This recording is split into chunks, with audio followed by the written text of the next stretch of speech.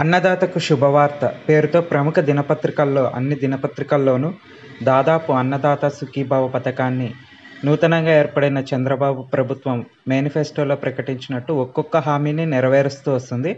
అలాగే రైతుల్ని కూడా సంతోషపరచడానికి ఏటా పెట్టుబడి సాయం కింద 20,000 రూపాయలు ప్రకటించారు. దాని మీద కూడా ప్రత్యేక పోర్టల్ని ఏర్పాటు చేయమని అధికారుల్ని ఆదేశించినట్టు మనం చాలా దినపత్రికల్లో చూస్తున్నాము. దాంట్లో కొన్ని మనము స్క్రీన్ షాట్స్ పెట్టి తీస్తున్నాము.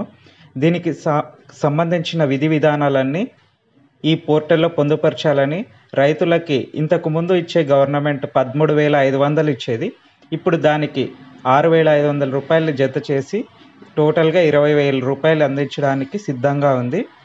దానికి సంబంధించి త్వరలోనే మేనిఫెస్టోలో ప్రకటించినట్టు రైతులకు అన్నదాత సుఖీభవ అని ఇప్పటికే పేరు మార్చారు, రైతు భరోసాగా ఉన్నదాన్ని.